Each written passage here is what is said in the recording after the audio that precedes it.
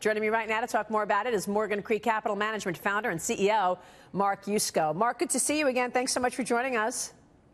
No, thanks for having me, Maria. Dow 23,000. What does that mean to you?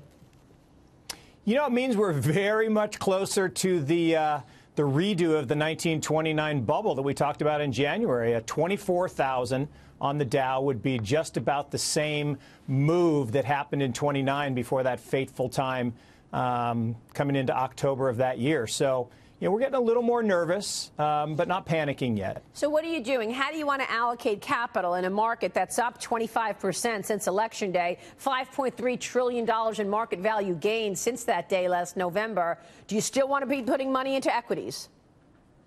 Look, we think you want to take some chips off the table, you know, take some of those profits.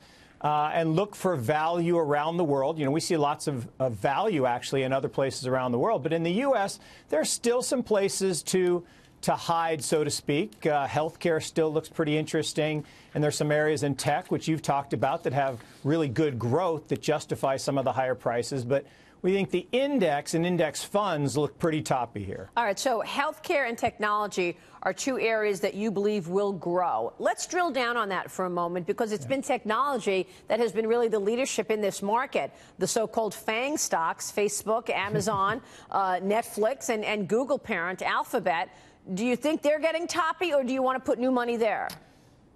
Oh, yeah. Look, I have a little thing I've been talking about on Twitter that, you know, FANGs bite. And it's their nature. And, you know, we do think that those stocks, you know, particularly Amazon is trading very richly priced.